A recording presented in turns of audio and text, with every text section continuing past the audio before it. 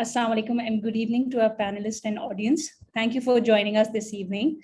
We would like to welcome you to the first Islamic Investment Festival in Singapore. My name is Dr. Ariba Khan and I will be your moderator for today. This event is organized by Ethis and IFSG. The Islamic Investment Festival brings together a host of professionals in the Islamic finance sector to give you the latest updates, insights, and answers when it comes to halal investment scene in Singapore. Tonight, we are pleased to have with us 4 panelists to expand on the topic of ESG and Shariah investing trends, opportunities, and strategies to watch in 2022.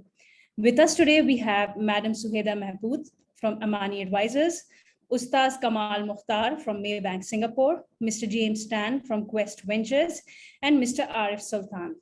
So to give you a brief about each of our panelists, I'm going to just give you a very brief introduction about each one of them. So Madam Suheda Mahmood is the Chief Executive Officer from Amani Advisors in Kuala Lumpur office. She holds a Bachelor's of Economics from International Islamic University, Malaysia, and she is also a certified Sharia advisor and auditor of AOFI. She joined Amani in 2008 and was amongst the pioneers in the company. She's a specialist in Sukuk advisory and has been advising Sukuk locally and internationally. One of the Sukuk advised by her together with Dr. Mohammad Daud Bakar has been awarded as Best Securitization Sukuk at the Triple Asset A Islamic Finance Award of 2017. Prior to joining Amani, she worked with Affin Investment Bank since 2006 as an executive for Debt and Capital Markets Department. She completed various projects, financing deals using private debt securities, instruments ranging from infrastructure and utilities, real estate, plantation, and many others. The second panelist with us is Ustaz Kamal Mukhtar. He has been a member of the Sharia Committee at Maybank since September 2015. He also serves as a judge at Sharia Appeal Court of Singapore.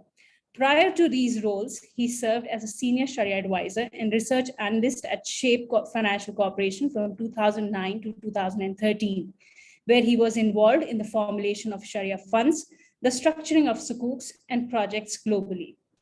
He has obtained his first degree in zoology and botany from NUS, his second degree in Islamic studies and prophetic traditions from the University of Medina, and has a master's of applied finance from IIUM.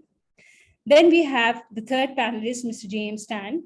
He is a managing partner at Quest Ventures, a top venture capital fund in Asia. Prior to this, he was the co-founder and COO of 55 Tuan, a NASDAQ-listed e-commerce group that grew to more than 200 cities and 5,000 employees across China.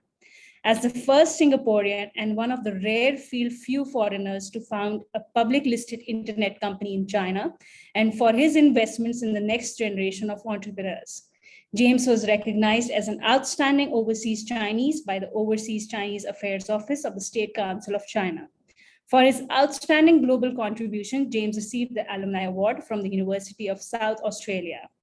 He currently serves as advisor, board member, trustee, Action Community for Entrepreneurship, Applied Innovation Institute, Business Angel Network of South Asia, Beijing CYIL Joint Committee on Entrepreneurship Development, Sports Excel Business, and Vietnam Angel Network. Then the fourth panelist with us is Mr. Arif Sultan. He joined Ideal Ratings in 2012 as Regional Director of Asia and is responsible for the business in the region.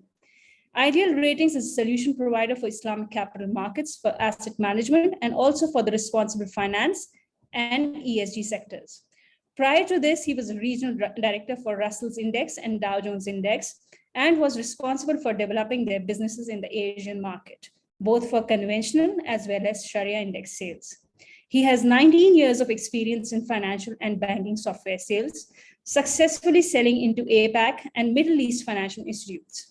He has worked with leading financial software providers, including London Bridge Group, Fair Isaac, and prior to his sales career, Arif started his career as a software developer and project manager for financial software applications with Deloitte and subsequently with OCBC Bank in Singapore. He was admitted to the degree of Masters of Business with RMIT University, Melbourne, Australia in 1995. He also attained the Diploma in Islamic Banking and Finance in 2003 from the International Islamic University of Malaysia. So I welcome all our guests with us today. I hope I have pronounced the names correctly. Okay. So, Assalamu alaikum, everyone. So I'll begin with Madam Suheda, because as she's the CEO of Sharia, a global Sharia advisory firm. So the first question which I want to ask to her is, did you see the demand for ESG integration into the investments coming? Bismillahirrahmanirrahim. Assalamualaikum warahmatullahi wabarakatuh. First of all, allow me to thank the organizer, Islamic Finance Committee in Singapore community, for inviting me to be part of this Islamic Investment Festival for Singapore community, as a in you know. So I would like to thank and then to thank the other panelists as well. My learned Sharia scholar Ustaz Kamal. Would like to see Mr. James. Would like to hear from him, as well as my dear brother Arif. My we have been working together for quite some time. Coming back to your question, Dr. Ariba, thank you. We are talking about the demand of Islamic ESG. Yes, my answer is yes. We could see the demand, especially in terms of the Islamic ESG nowadays. But I can say that the numbers is still small as compared to the global SRI assets. Early this year, I had the chance to be one of the panelists to this climate finance talk, whereby I've been partnered with this another panelist from the global fund managers managing these sustainable assets. So we do understand that the current global SRI assets stood at 35 trillion US dollars. So I don't have the data for the Islamic ESG part, but I believe the numbers is still small. So that's why we can see the creation of these awareness activities is now being actively being promoted, not only from the fund managers, but also from the financial institutions. So we could see a number of Islamic ESG fund being introduced. So we could see also the Wakaf link fund, whereby this Wakaf link fund is also part of this sustainable and responsible investment, which also include this ESG agenda. So on top of that, we could see also the numbers of Islamic banks, especially from the Malaysian perspective. We could see that the Islamic financial institution in Malaysia is now promoting all these value-based intermediation program, whereby we would like to promote, or we would like to have this financial inclusion, not to only manage or not to only address the financial products to this the bankable community, but also the IFI also now is looking into this unbankable community. So not only that, I believe that with the existence of this digital nowadays, we also kind of fintech company that also probably the SRI, you just name it, but the objective is still the same. We are trying to promoting the responsible investment. So yes, I believe the demand is there. So we will see a lot of kind of opportunities coming in the near future. Thank you. Yes, true, inshallah. Now the next question is to Ustaz Kamal Mukhtar. As someone close to the community in Singapore and a respected figure in the local Islamic finance scene, is there a demand for ESG integration into investments from the community, or there are more needs to be done to raise such awareness? What's your opinion on this? Okay. Bismillahirrahmanirrahim. Can you hear me? Right. Yes. Bismillahirrahmanirrahim. Assalamualaikum warahmatullahi wabarakatuh. Thank you, Dr. Riba, and my learned panelists in this discussion. And firstly, I would also like to thank Islamic Finance Singapore for inviting me for this panel discussion. With regards to your question, I would like to give my experience with regards to Maybank as a Sharia advisor in Maybank, Malaysia. As stated by Madam Suhaida, In Malaysia, yes, ESG has been encouraged by Bank Negara.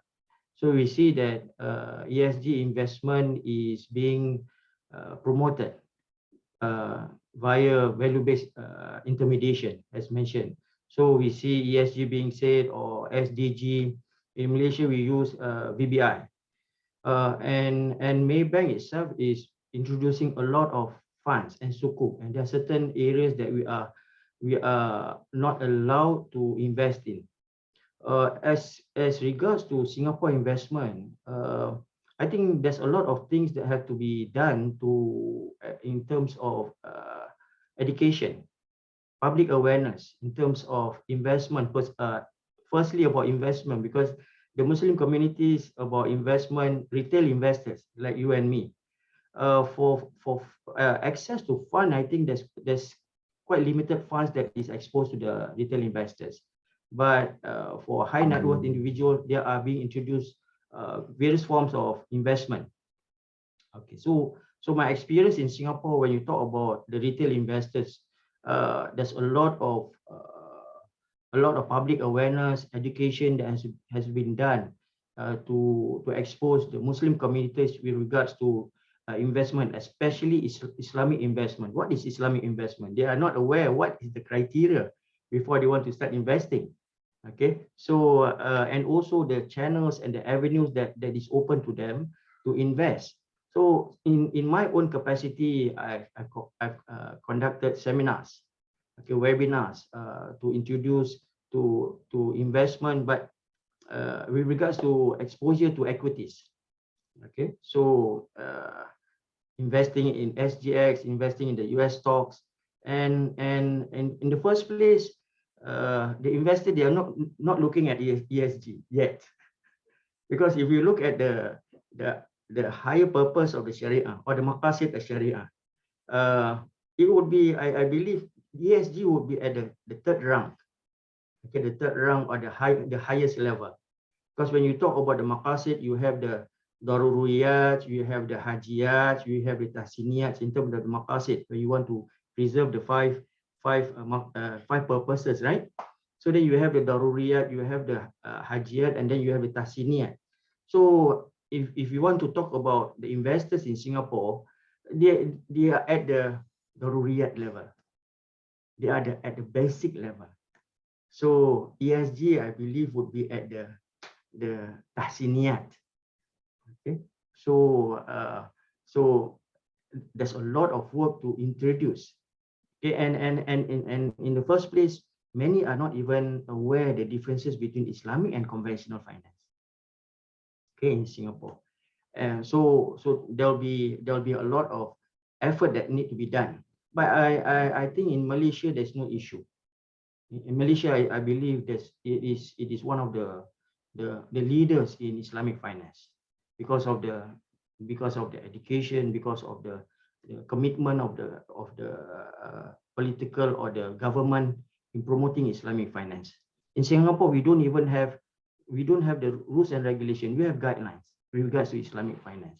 So if you want to compare Singapore arena and Malaysia or global, I think we are at the infancy. Okay, we are at the infancy, and to know the basic of investment is, I think, enough. Not talking about Islamic investment, and not even talking about ESG. So I think comparing to Malaysia, we are way back. Okay, so that will be my introduction. Thank you very much. Yes, true. To be honest, I believe that Islamic investment is a totally untapped market, and obviously people are unaware about like the basic principles or what is the screening criteria of stocks as well, the funds. So this is the area which needs a lot of awareness to be done, and obviously Muslims are facing this problem around the globe, that they don't know about even the basics of Islamic investments. So it's totally untapped, to be honest. In very few regions, people have such platforms available through which they can invest into Islamic markets. Otherwise, they don't have access to it. So true, that's one of the areas which needs awareness. So my next question, thank you so much. And then my next question is to Mr. James, who's the managing partner of a leading venture capital firm. Your firm supports the 6 principles for responsible investments. Having said that, there are different methodologies in ESG investing. Is one better than the other? What is your go-to ESG strategy or the methodology? Thank you, Dr. Ariba, for the very kind introductions. It is also my pleasure to be on the panel with Madam Suhaida, Mr. Mokhtar, and Mr. Sultan. Good evening, everyone. In Asia, more than 2/3 of institutional investors have indicated an increased interest in ESG investments in the post-COVID world. And total ESG assets in Asia have grown from a very small, mere $801 million in 2019 to about $8 billion in 2020. And this is just in Asia alone. And with more than $1.3 trillion allocated to impact investments worldwide, the world is now seeing an influx of capital that is increasingly comfortable with measuring successes and returns, not by financial metrics alone, but by a combination of that and other factors. And the dual goals of profit and social impact are now broadly termed the double bottom line. While the financial element, profit, in other words, has clear measurement guidelines such as the IFRS and the GAAP or GAAP, the social impact element actually does not. In fact, many social measurement frameworks are available and the world has not settled on a definitive one to use. And so it is to the detriment of meaningful projects, because this means that when they raise funds across the globe, their definition of social impact success has to be explained over and over again to different asset allocators who measure things differently. And so we fundamentally believe that if the measurement of success is correct, then the inputs will be correctly deployed. So let me say that again. Or conversely, if the measurement of success is wrong, then the inputs will be wrong. So when outcomes are measured in lives and the betterment of lives, then getting the measurements correct really could not be more important. So we have our internal investment measurement framework called the Impact Investment Framework for Early Stage Venture Capital. And we adapted it for emerging Asia because we realized that there's just so many differences between Asia itself and say Europe. Because if you talk to a European asset allocator, everything in Southeast Asia is emerging. Everything in Southeast Asia fits inside impact investment, but that's not really true. So we have put this on our website, and we welcome inputs from all interested parties to refine it. But we now have a measurement framework that is really tailored based on our experience in this region. In short, there is no standard in this market, and so we use what we call the logical framework assessment. This is not invented by us. This has been used in the US and then throughout the world by organizations such as United Nations and so on.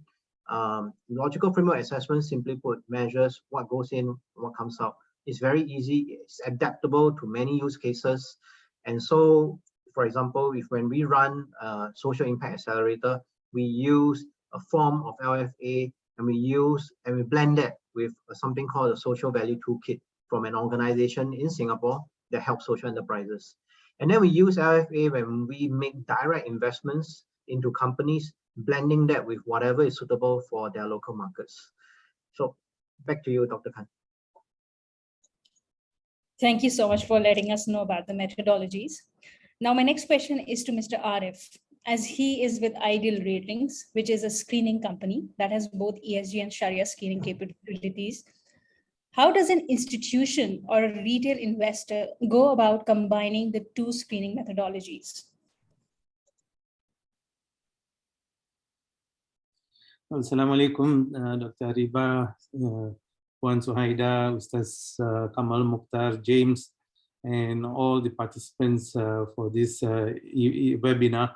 Again, I want to thank all the organizer for inviting me for the session. Jumping into your direct question, Dr. Ariba, and going to what Ustaz Kamal Mokhtar highlighted in terms of the retail investor and the knowledge about ESG, and we are still at the first level of what is Sharia compliance, right? So therefore, we have not even moved into the realm of what is ESG, and therefore, from that point of view, it means that there's a lot of education that needs to go through for the retail investor. And if you ask me, I think the Singapore government is way behind many of the Asian countries and many of the developing countries in setting forth the framework for ESG. As of the last maybe 1 or 2 years, the Singapore government has embarked a bit more when the other countries in the region had already moved ahead. We were still not moving ahead. So as you see from the Singapore sort of a landscape, it's very much top-down driven. What is driven from the government goes down to the institutions before it gets down to the retail investor. And if the government has just started the talk, the institutions are beginning to even look at it. And there goes the big question mark as to how do institutions, first of all, report ESG? And if the institutions are struggling to report on the ESG and not much has been reported, then how do the retail investors get access to the data for them to know which of the companies are compliant to ESG? So one leads to the other. And therefore, from my point of view, within the ASEAN sort of a country and a region, I see that the retail customers are still far behind in the understanding of what is ESG. There is some growth and momentum of at least understanding what is Sharia compliance, like in Indonesia and in Malaysia. We are seeing the spillover into Philippines, and there's some spillover into Thailand. And so therefore, maybe within the ASEAN region, the spillover of understanding Sharia compliance is there, but lesser of an spillover in terms of understanding what is ESG. But having said that, I agree with James. I think we are seeing more institutions and fund managers structuring ESG compliant funds and getting access to data and creating a new framework in order for them to be able to launch ESG funds. So it is happening.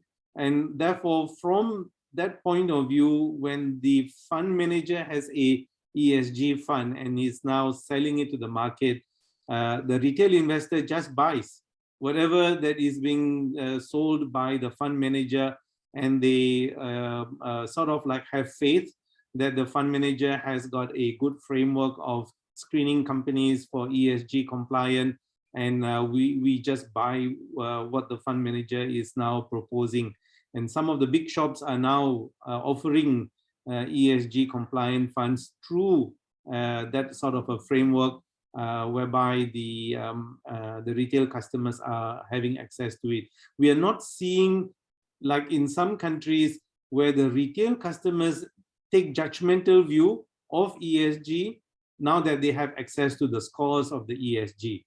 So the scores have not sort of like translated down to the retail level where the ESG scores are available for the retail customers, and they can decide whether they want to buy a company which is in the States or the company in Asia, and what is the ESG score for Singtel versus Maxis versus Microsoft versus Alphabet versus Alibaba, and then directly buy into any one of these countries that has got a good ESG score. So I think at that level, the data and the reach is not there.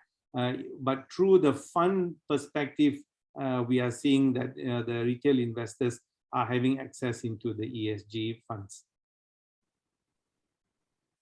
Thank you so much for your answer.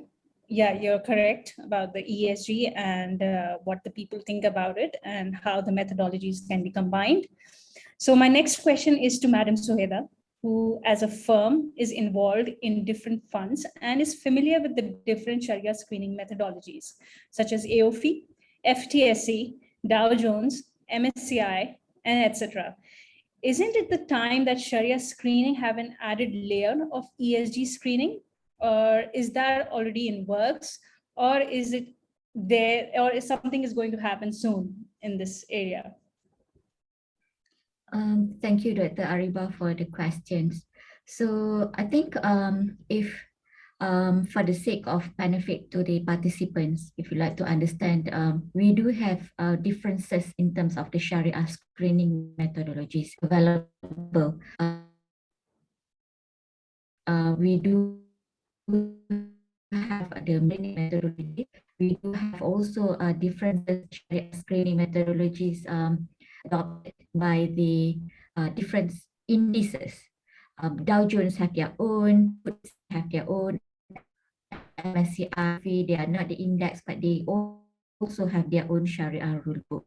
But I would like to say that on top of all, we can say that all these screening methodologies is all about the same, right? So we are about eliminating companies who are mainly involved into these non-permissible activities, especially in terms of the riba-based activities, the tobacco-based activities, the pork-related, and all these non-halal activities, which is clearly prohibited by the religion.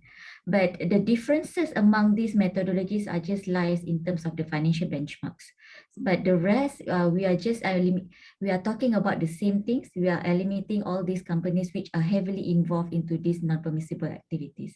So now coming back to your question, whether we should add in another layer in terms of ESG screening on top of the Sharia screening. All right, so I do understand, I noted that some of us are having this kind of ideas that the Islamic finance nowadays is all about the negative screening.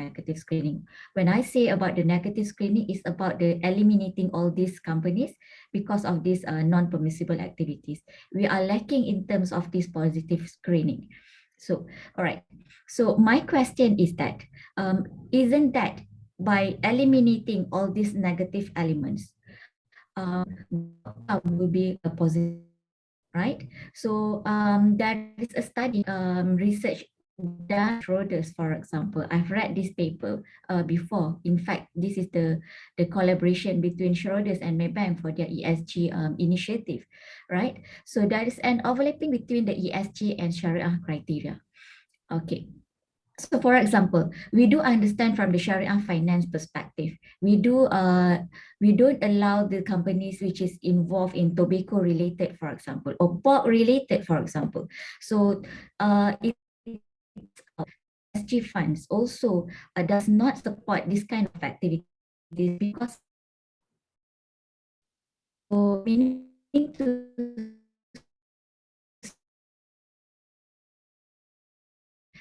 supporting these agendas, this is ESG agendas, because at the end of the day, we are promoting our Maqasid Sharia, as mentioned by Ustaz Kamal before. So at the same time, I also have I also agree that we need to also more enforcement from the Sharia perspective. When it comes to the Sharia investment, we are really needs to look into this environment or social or governance perspective, whereby this company needs to also being positively or portray or promote their governance or in terms of the disclosure, their governance status, their supports towards this environmental activities and whatnot. So yes, the ESG and Sharia should be should be hand in hand together. And I also know there's an initiative that to make this ESG and Sharia as a one screening. So perhaps in the future, we could see only one screening, whereby when we talk about the Sharia investment, it's also about the ESG investment, or when we talk about the ESG investment, it's also the Sharia investment already. Thank you for your answer. Yes, true. Because of like multiple screening methodologies available, people usually get confused because eventually everybody is saying the same thing. There is no difference between all the methodologies which are available. It's one way or the other, it's the same thing. So yeah, there is a confusion, but eventually we are all going to come down to only one methodology in the near future. Thank you so much. So my next question is to Mr. Ustaz Kamal. While Maybank's latest fund, the Maybank Asian Growth and Income Fund, integrates both ESG and Shariah principles, it was second after BIMB to do such an integration. What other halal investment opportunities have you come across that integrates both these principles? Okay. It will be a very high-level discussion. We will talk about funds. Talk about funds, because I believe there are many funds, and especially maybe when they introduce the sukuk funds. Because naturally now when Maybank is introducing any funds, it will be based on value-based intermediation, because that's the policy set by the Bank Negara. Okay, and whatever funds, us as the Shariah Committee, we will ensure that all the funds do not have any environmental impact. Okay, and of course, every institution, they will maintain their scorecards. Okay, so to mention mention a few, I think they have Maybank Global Sustainable Equity I funds and so on. I think there are many funds being introduced.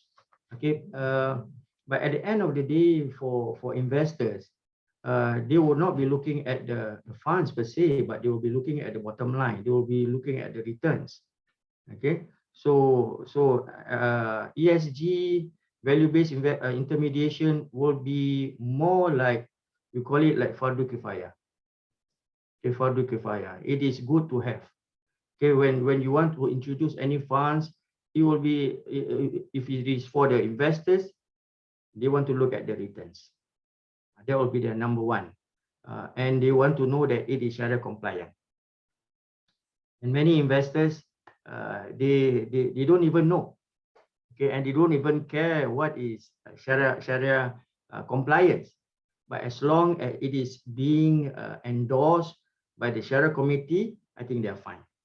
Because if you want to go in depth into Shariah compliance, the nitty-gritty, the complexity about the screening processes, I think Madam Suhaida already mentioned. You talk about various levels of Shariah screening. Okay, the first thing that we will look into is whether the structure has any riba-based component. Okay, the three main components, whether they have the riba, we call about the gharar, whether the transparency in the documents, and then they call, and there's maisir, there's gambling. This will be the first level of screening, and then you go into the industry screening. Okay, whereby you ensure that it is you don't have the pork-based product, you don't have the alcohol-based, you don't have insurance, conventional insurance, you have the riba or interest involved, tobacco, okay, and so on. And then after that, you go into the financial screening. Okay, financial screening, whether they have this, all the various MSCI, SMP, and I think Brother Arif can talk a lot on this screening. Okay, and then we talk about ESG. Okay, so I think these are the various levels of screening that has to be done to when you determine the Shariah compliance of a fund. Okay, so to go back to your question, whether there are other funds that has been introduced by Maybank with regards to ESG, I think there are many. Okay, there are many funds, and I will not have I don't think I need to mention all these funds. For us, retail investors in Singapore, or even Singapore Muslims, basically we don't have access to many of these funds. Okay, so Maybank, they are trying very much to introduce some of the sukuk funds, and sukuk is naturally, when you talk about sukuk Shariah compliance, I think Shariah compliance is naturally ESG compliant. Okay, naturally ESG compliant, whether it is for social, whether is it for environment, or is it for, because the Sharia, if you look at the basic the principles of the Prophet Sallallahu Alaihi Wasallam, he says even when you are making wudu by the river, don't waste. So I think that's a very basic principle. Don't waste. You preserve the environment, and if you and even up to a point whereby we are not allowed to kill certain animals. Okay, we are not supposed to kill, like, this is something which I myself found when I did certain research. We are not supposed to kill carnivores. And we are not allowed to eat carnivores. We are not supposed to kill carnivores. Okay, and we are not supposed to sit on their skin. Okay, so that is the Sharia principle. And carnivores have a lot of impact in the environment. They protect the environment, because if, let's say, there's too many deers, buffaloes, then the carnivores will control the numbers. And if there's too little, then the carnivores will reduce in numbers. I think that is a very sensitive interaction between the herbivores and the carnivores. I think as a background of somebody who has a background in botany and zoology, even when I look at the Sharia principles, I tend to look into my previous education with regards to environment, because I love my studies. So I tend to relate between them. Okay, so back to Sharia screening and funds. When we talk about any products introduced and it is Sharia compliant and endorsed by the Sharia committee, I believe it is naturally ESG compliant. Okay, so I think I'll stop at that. Thank you. Thank you for your answer. Yes, you were correct that sometimes companies, they try to replace the word Islamic finance with ethical finance, green finance. So it's more or less the same thing, actually. So yes, you're correct about that. So getting back to Mr. Arif, your firm is able to tag different metrics, quantitative data, qualitative data on ESG from 40,000 issuers and 500 data points. Sharia screening, on the other hand, has lesser screening components. Can you share with us how does Ideal Rating go about getting all these ESG data? Yeah, thank you so much for that question. And you are right, we screen all 40,000 listed companies in the world. And we also have, I think we have now 10 million data points, not just 500 data points. And what we do is we've got a model in terms of a database where we are looking at 180 KPIs, and the 180 KPIs is split between the environment, the social, and the governance pillars, right? So therefore, if we break the ESG in terms of environment, social, governance, within that pillar itself, there are about 180 KPIs, and the 180 KPIs will now be able to generate a yes, no, inconclusive sort of a scores. And once we've built that in place, there is a weighting system where we weight the particular KPI, and for different sectors, be it technology or pharmaceutical, basic material, any of these companies that fall into different sectors, there is something called materiality, where we then apply what is material for that sector for the ESG KPIs. And so therefore, if I give you an example, if you take say a petrol related company like Petronas or Esso and BP, some of the major KPIs will be the environmental related KPIs, and perhaps maybe lesser on the governance. But when you look at banking sector, then there is a heavy weight in terms of governance related KPIs and maybe lesser on environment, given the nature of how the sector is and so on. So therefore, it is not like a one size fits all for all listed companies that we apply the same KPIs across the board. We take what would be applicable and relatable to that particular sector, and the weight is therefore adjusted accordingly. Now, once we've got that, then we look out for the data. And this is the challenge that we have in the ESG space. As both Puan Suhaida and Ustaz Kamal highlighted on the Sharia side, you've got the business sectors and the financial ratios, right? And so you just take what is the business sector and what is the financial ratios. You apply it for all of the 40,000 listed companies. You will be able to drive which is companies Sharia compliant, non-compliant. But when you get into the ESG, given that all 40,000 listed companies in the world, not all of them report on the 160 or 180 KPIs. Some only report maybe 5 or 10. Some will report maybe 20. Some will report maybe about 30 to 50, right? And the big boys, obviously, given that they are, leading global economies, they have got a more responsibility to report much more than in the economies and in the regions where it is lesser developed. So therefore, if you look within Asia Pacific, you will have lesser reporting in, say, Cambodia, in Vietnam, in maybe even Pakistan, with regards to ESG and so on. India, Ceylon, Sri Lanka, Fiji, why would they want to report on ESG and the 160 sort of KPIs?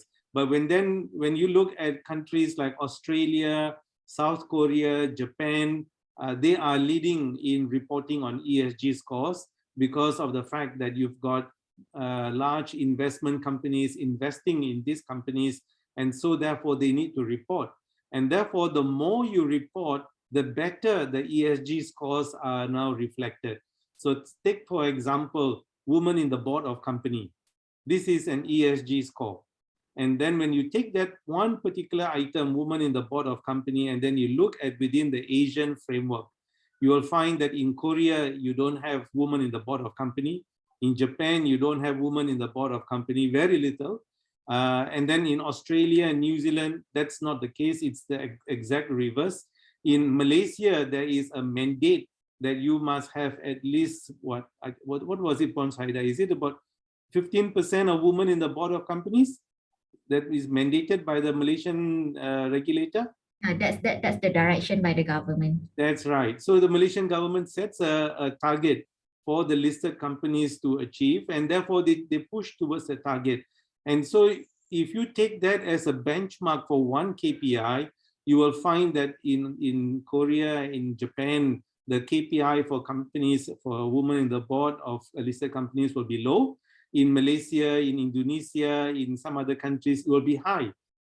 So the KPIs and their reporting will be fundamental for us to be able to have a good score. And what will be required is the government is the key principle to be able to set the direction that they want the regulators, they want the exchanges to now mandate that all listed companies have to report on the E and S and G KPIs. And they have to set the framework. What would be the reporting guidelines for this to happen? And there are some global standards that are out there. I think James highlighted how they utilize a model for them to be able to analyze and companies in terms of the ESG. And there are more and more models that are out there. There's a SESB in Europe, the SFDR regulations are all coming in to ensure that everybody has proper reporting on their ESG KPIs and so on. So those would be the main drivers. Then we take all of those KPIs and the scores in our database in order for us to now produce for any of the fund manager who now want to have, say, a list of companies that are now impact driven, companies that have got no fossil fuel, companies that have got no cluster bombs, companies that have got high impact in terms of environment. And when you say high impact, they set criteria, how are the benchmark to be followed, and then they use the ID ratings data and some other data in order for them to get the qualitative perspective of that benchmark. I mean, take for example, net zero. We are now discussing about net zero. And now if I put the question to the whole webinar, if we are going to say we want a Sharia fund and companies with net zero, can you now figure out how many companies will pass this screen, right? Because first of all, yeah, you can get companies which are Sharia compliant, but how many companies report about net zero? So then you start and figure out, okay, how am I going to figure out which of these Sharia compliant companies will pass the net zero scores? And how many of them would report? And if you then don't have that much companies, then your fund cannot have a fund which is Sharia compliant and net zero. So the team of the fund will not work for that perspective. So at this point of time, many of the Sharia compliant companies are reporting well on Sharia. They are lesser reporting on the ESG. We need to see more companies take the bold move to now report much more on ESG and the KPIs and report this in their annual reports, so that we can benchmark some of these companies in a better way, rather than with intuitive data as to how we are going to score them for this particular metrics and so on. Back to you, Dr. Ariba. Thank you so much. So I have a follow-up question actually. So we have various stock screening companies available in the market, like Zoya, Musafa, then Islamically. So how does Ideal Rating screen a company for its Sharia compliance status? Does it have a team of analysts who go through the annual and quarterly reports? So how does this happen as compared to the other entities available in the market? Okay, that's a good question. And I'm not sure whether these entities are listening and participating in this webinar as well. And in order for them to know, okay, how does Ideal Ratings do this? But in the interest of the webinar, I will share with you that we have about 80 analysts in the company. And these analysts go through every listed company. So if there are 40,000 listed companies, they screen all 40,000 listed companies, right? And we use a mixture of analysts and AI tools in order for us to work smart and to be able to know when to review the companies, when to verify the data, how to verify the data, and how to get the scores from the CFOs before we look at it and update the companies in terms of their Sharia compliance and or in this particular instance, even the ESG compliance.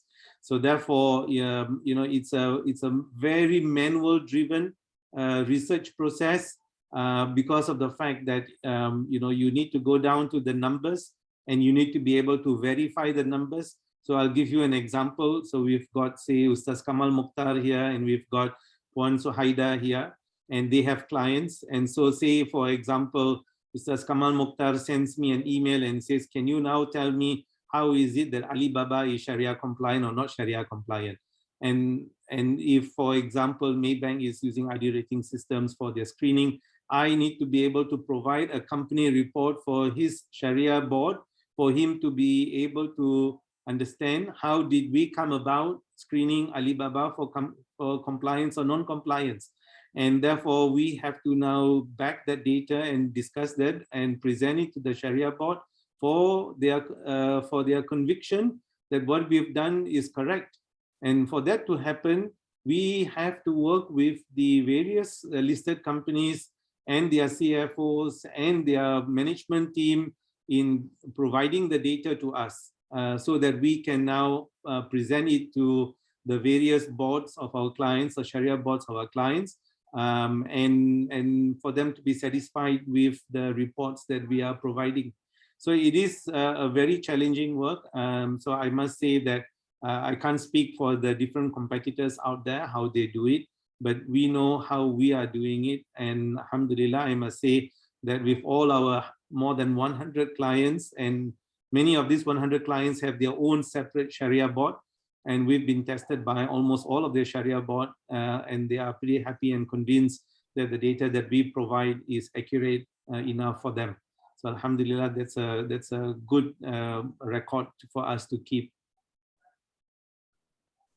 Alhamdulillah for that.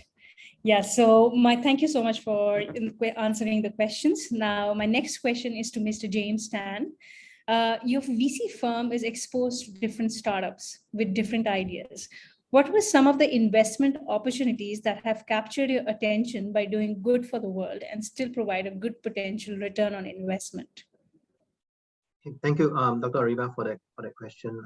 We have some of our portfolio companies include Carousel for commerce, Shopback for discount shopping, Caro for cars, 99.co for homes, Xfirst for finance, Gleef, which is farm to table, Order for restaurant orders, Spiking for stocks trading, and many others. But I think on this in this conference, I'm very proud to say that we have been the largest and most vocal supporter of venture capital investment into Islamic finance and also the broader just Islamic community. And so some of these opportunities that we have invested in include Ethis. Ethis is a fintech impact investment and Islamic crowdfunding leader. It's based in Malaysia with a really growing global community of funders from more than 80 countries. It is a pioneer in fintech for Islamic finance and one of the very few firms that's licensed to operate in Malaysia, in Indonesia, and as far away as Oman. So the work that it does has real meaningful and impactful support real meaningful impactful projects and companies in Southeast Asia. This is one such instance where we see that these companies are not just doing good for the world, but also having some good ROI. The second company is Capital Boost, where they believe that SMEs are the backbone of the economy, and they create jobs, or SMEs create jobs for a large majority of the workforce. It's the truth, not just for Indonesia where they operate in, but for pretty much every country in the world. SMEs tend to contribute more than 50% of GDP for most countries. And in short, that means that the success of SMEs contribute greatly to the success of the community. So what Capital Boost does is to provide really sorely needed short-term financing to SMEs that themselves employ hundreds of thousands of people that cannot get credit from banks. So I agree with Mr. Sultan and Mr. Mokhtar, where one of you said, first and foremost, there must be returns. The returns is fundamentally important. A lot of people don't care. They just want to have the returns first. And by the way, if you happen to check some boxes in terms of ESG, in terms of being compliant with some other framework, then that's fine. So some people will work it the other way around and say, as long as you fulfill, I don't care what you fulfill. As long as you fulfill, I don't care. I'm just going to buy this particular instrument from you or invest into your fund. So first and foremost, there must be returns. The ESG integration comes second mostly for them, for these companies. So I'm very proud that the Islamic finance companies that we invest into have been able to blend that ESG integration right from the beginning. And they have done so while generating returns, which I can tell you is not easy to do because there are different kind of measurements that are in place, and they are always at the loggerheads between, do I do good? Do I do more good and have less return, or do I move more return and have a bit of less good? They have been able to blend that. So I think if you're a startup, just starting up in this sector itself, which I understand is a lot of the audience on this call, please reference these two case studies, Ethis and Capital Boost. Back to you, Dr. Khan. Thank you so much for your answer. I have actually a follow-up question for you. As an early stage halal business investing begins to pop up in Singapore, namely from equity crowdfunding platforms such as Ethis and Medan, what questions should investors ask these businesses when it comes to their ESG agenda? Does tech equal being good to the environment? Yeah, I think it is. I think for every investment, an investor will have to be responsible to himself or herself to ask whether that instrument adheres to everything that it promises. It's okay not to adhere to certain frameworks, as long as you don't declare that you are adhering to those frameworks. So if it's very important that when someone claims to check all the boxes, that you do your own due diligence to make sure that those check boxes are checked, because there are people who care that these check boxes are checked and actually are materialized. So first and foremost, do your due diligence. I want to go back to just understanding that there must be returns. If you want to do good, there's charities for you to donate your money to. But for someone coming out to the public market, whether it is a fund from Maybank or some other institution, they are looking for returns. They may be acceptable to lower returns, but there must be returns. And then the ESG integration and all that, just because it's from a bank and just because it's packaged in a certain way, most people assume that the bank would have done its due diligence to make sure it's compliant with whatever it promises. Dr. Khan. Thank you so much for answering the questions. Now I'm back to Madam Sueda, and this will probably be the last question for you, the second last question, because I'll combine both the questions for you. So being from a Sharia advisory firm and being a Sharia advisor to fund houses is just a start among more than 200 of its clients worldwide. What were some innovative ESG and Sharia integrations in the investment world you have come across? Okay, thank you, Dr. Ariba. So again, when it comes to investment, I think everyone agrees that it always comes back to the return, right? Whether you are Sharia investment or ESG investment. So there's no much differences in terms of the product structuring when it comes to Sharia ESG products. So it just the same like the other normal investment products that we have in the market. The differences is only at the utilization of such proceeds or such investment into this compliance or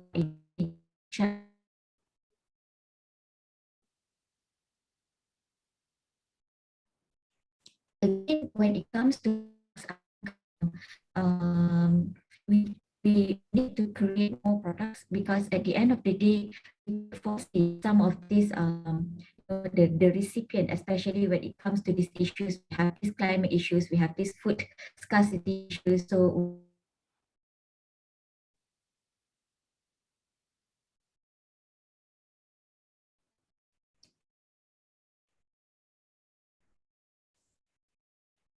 I believe she's having some internet problem at her end.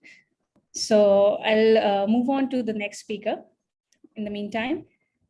And when she joins back, she can then just answer the question. So my next question. Okay, so you're back. Okay, yeah, please continue. Sorry for that. Yeah, please continue. Should I? Okay. Yeah. Thank you. Sorry.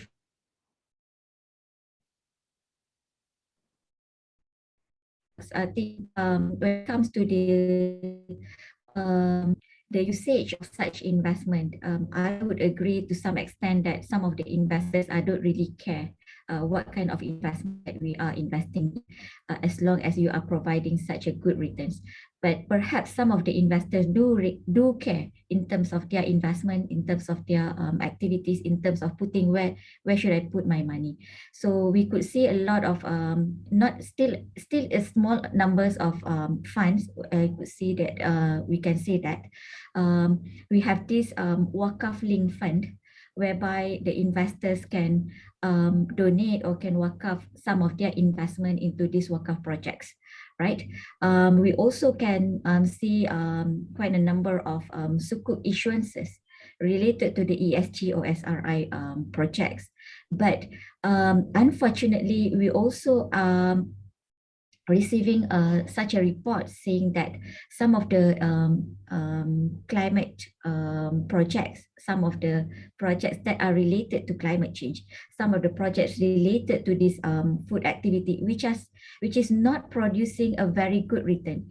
They have a very hard to find such or very hard to find any kind of financing assistance to fund this project, just simply because they don't produce a return. So at the end of the day, it's either we need to, educate more in terms of the awareness. It's either we need to change the narrative. It's either we need to promote the ESG first and then only comes to the return. I believe Mr. James won't be agree to me to these such ideas, but at the end of the day, we are trying to promote, we are trying to leave the world a very good environment or very good world to our children, to our families later on. So again, coming back to the question, what would be the narrative that we are trying to uphold here, whether we are trying to promote the ESG first, then only the return, or it should be an otherwise.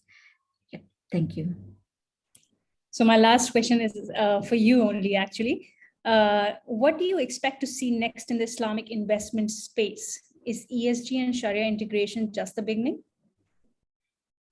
As I mentioned earlier, when we talk about the Sharia investing, it's already ESG compliant. I think Mr. Kamal has also mentioned the same.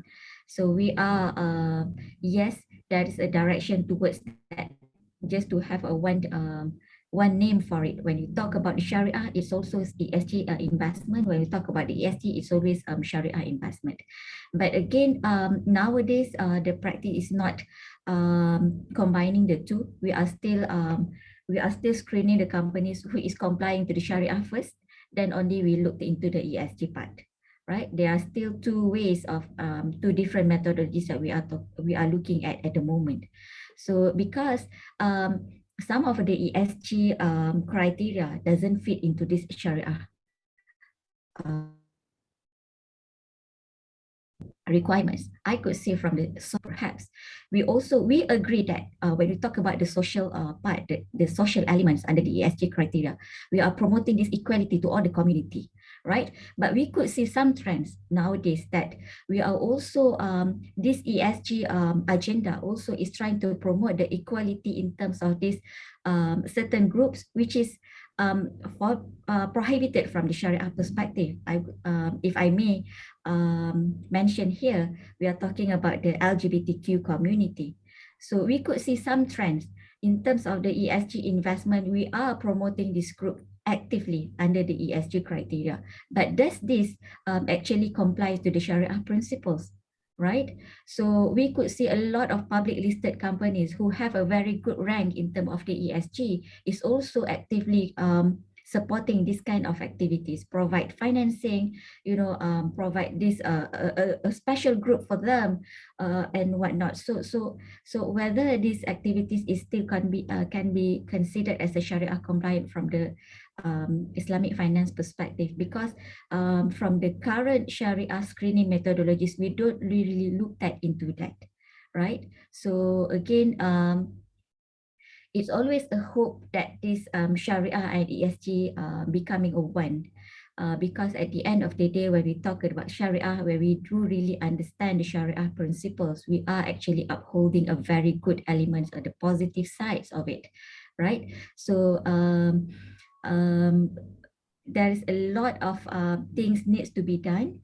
It's not like a one night journey. We have a lot more to explore. Perhaps people like Brother Arif, Mr. James, Ustaz Kamal, we need to work harder in terms of providing more awareness, especially try to give it the understanding, the rationale of the very good reason of why the Sharia investment is also equate to this ESG investment. Thank you. Thank you. Thank you so much for answering all the questions. Now, my last question to the panelist, Mr. Ustaz Kamal. We have actually one more question to Mr. James Tan, but which I will ask in the end.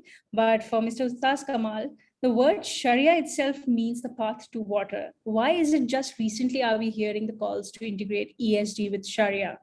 Isn't Sharia a holistic approach, or isn't it already holistic?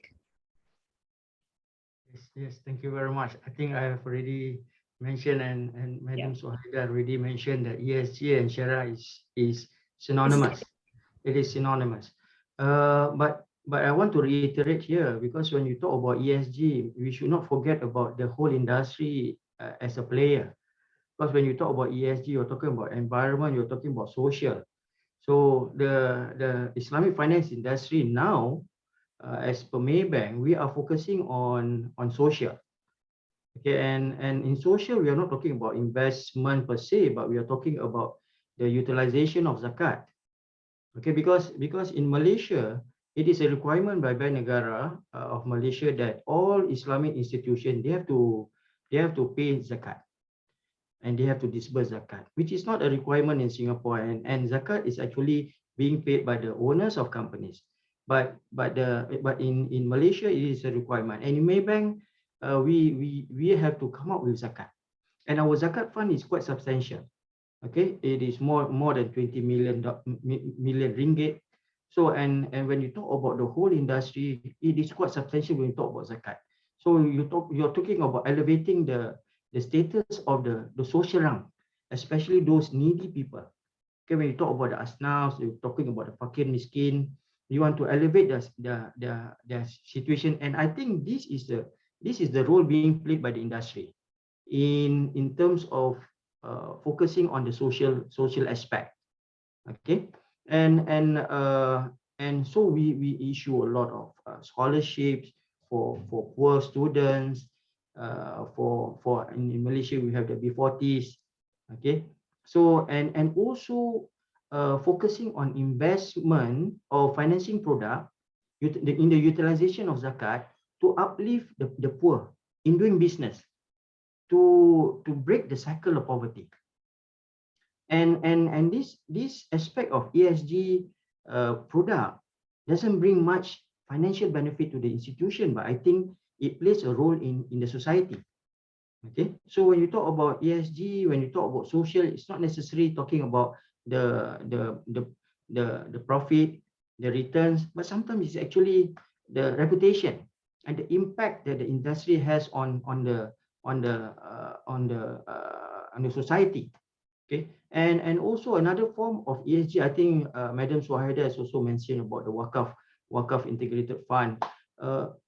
We are in Malaysia, it is a big movement. I foresee as a Singaporean, I see as a big movement whereby financial institutions, they are focusing on offering investment product in utilization of wakaf assets. Okay, and wakaf is actually a big area whereby the social impact is being played. Okay, so these are the areas that I think Islamic finance is also played, not only in the investment in terms of financing.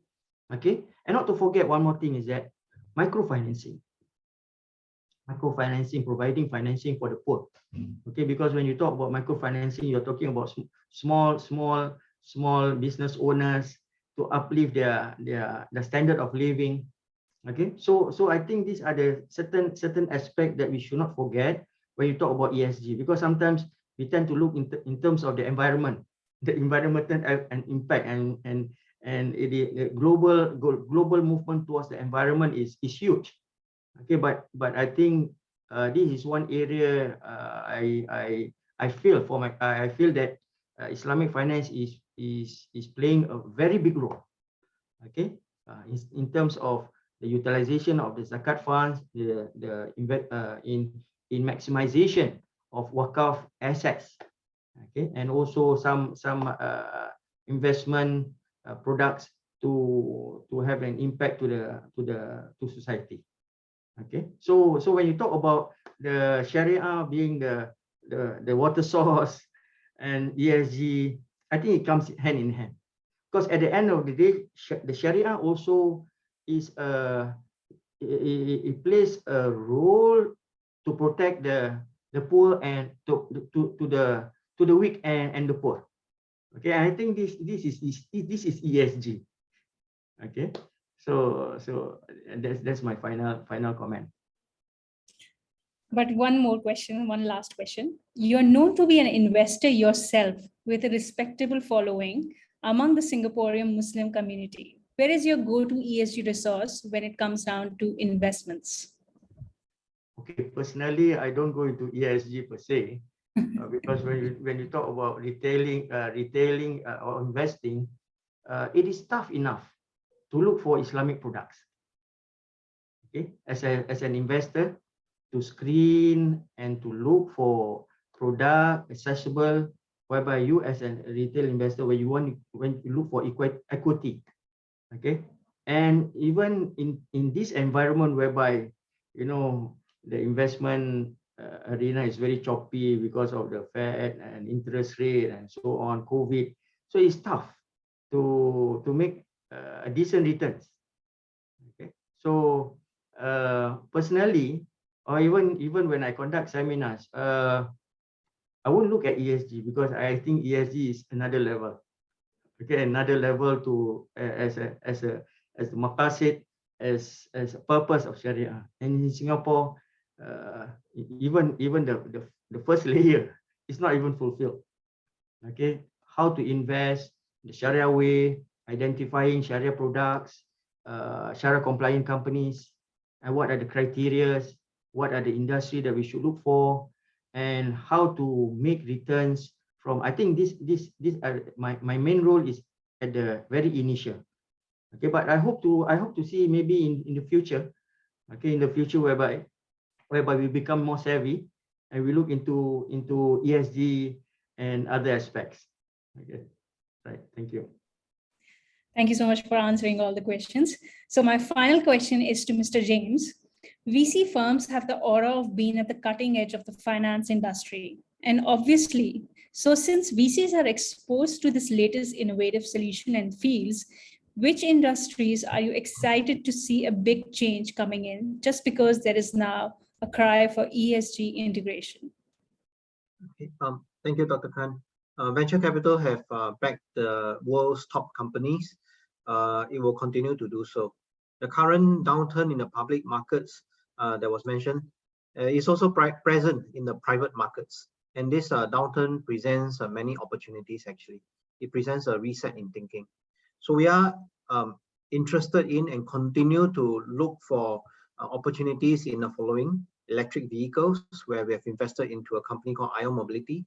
The Southeast Asia is actually the world's largest market for motorbikes. Not in Europe, not in Latin America, not US, not anywhere but here. And motorbikes happen to be in this region's largest contributor in pollution. Air pollution, that's the most, and then also noise pollution. So who better to solve it than us solving our own problem? So there's electric vehicles, particularly in the type of vehicles that we use in our region. Underwater drones, we have invested in BX because Southeast Asia, especially in Singapore and Malaysia, is pretty much the world's busiest shipping lanes, and there's a lot of vehicles of shipping through our waters that require maintenance to make it more efficient, and thereby reducing fuel consumption, and thereby also contributing a little bit to the environment.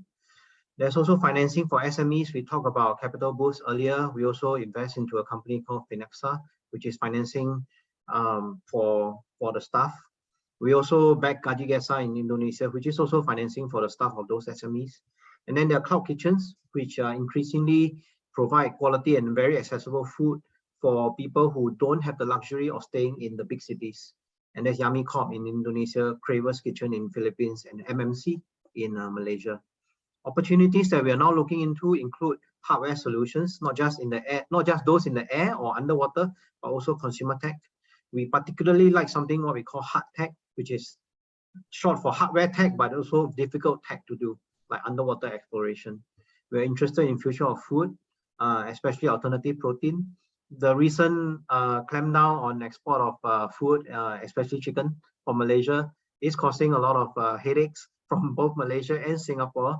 But it's the reality of the current situation where shortage of supplies in any other city or any other country impacts others. So I'm interested in future of food.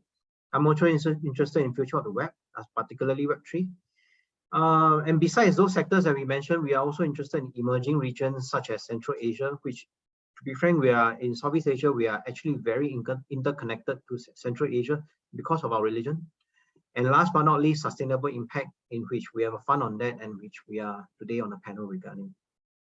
There are some questions on greenwashing. I just want to address that before I hand it back to Dr. Khan. On greenwashing itself, we are very realistic that it's real, it happens, and not just at the startups, but also in large corporates. Some of the larger culprits will be of familiar brands. I see in some rankings, IKEA or IKEA tend to be one of the largest contributor for greenwashing. H&M for fashion that is actually not that sustainable and so on. So I think the suggestion or the workaround for us when we are looking at the companies, measuring them and so on, is to rely on data, embrace credible third-party certification, which I know some of us on the panel are involved in rating and so on, and then just have a very firm resistance to exaggeration. Don't have to say that we are somehow solving the world's problem in this air pollution or something. Try to resist that, and then organizations such as those on this panel and leaders such as say Ethis can help to enforce some of these criteria when they take in companies for crowdfunding. Yeah, back to you, Dr. Khan. Thank you so much for answering this question, because I was going to ask the same question to the panelists over here about greenwashing. So, okay, we can take like 2 more questions, and let me see Q&A. So there is one question from an anonymous attendee. Are Singaporean Muslims allowed to invest in ESG funds that are not Sharia compliant? And how do we make sure that we are cleansing it and ensuring that the returns earned are halal? So it's about, I think so, purification of the funds. If they are investing into non-compliant ESG funds and making sure that it becomes purified. So any one of you who want to answer, yeah. Maybe I can just try to address I think that. so the Sharia advisor can answer it, yeah, for sure. So basically, as a Muslim investor, the first thing is that we have to look into Sharia compliant fund. That is bottom line. If let's say it is not Sharia compliant, then we should stay away from that fund, whether we like it or not, whether it gives you good returns or not, because as a Sharia principle, Sharia compliant fund, no matter how large the returns would be, it is not compliant. We have to cleanse the fund totally, totally.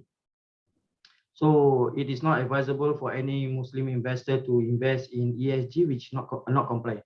But we may ask why ESG, which is, you say ESG is actually Sharia, and Sharia is actually ESG. Why? How could ESG become non-compliant? Because we look at the contract.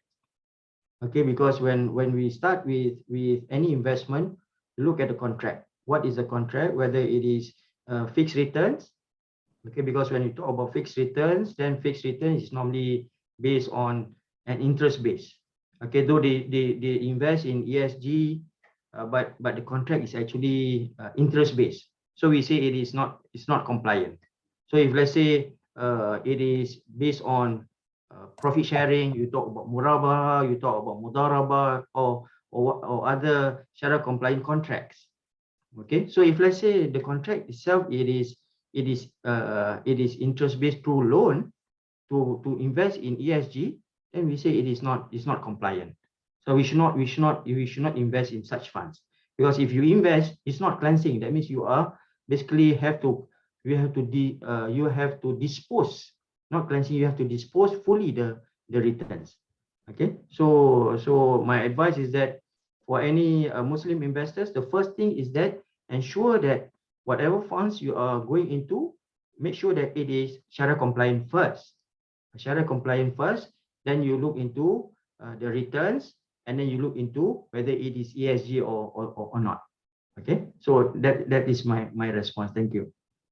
Thank you so much for answering this question, and thank you everyone for attending this program.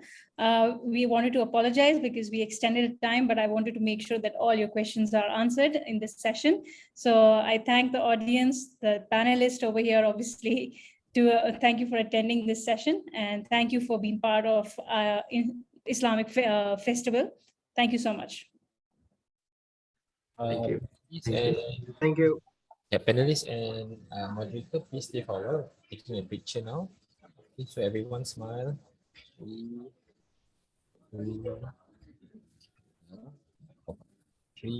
2, 1, smile. Okay, then. Thank you. Thank you so much. Thank you all. It was nice talking to you all. Thank you. Thank you, Dr. Riva. Thank you, everyone. Nice meeting you all.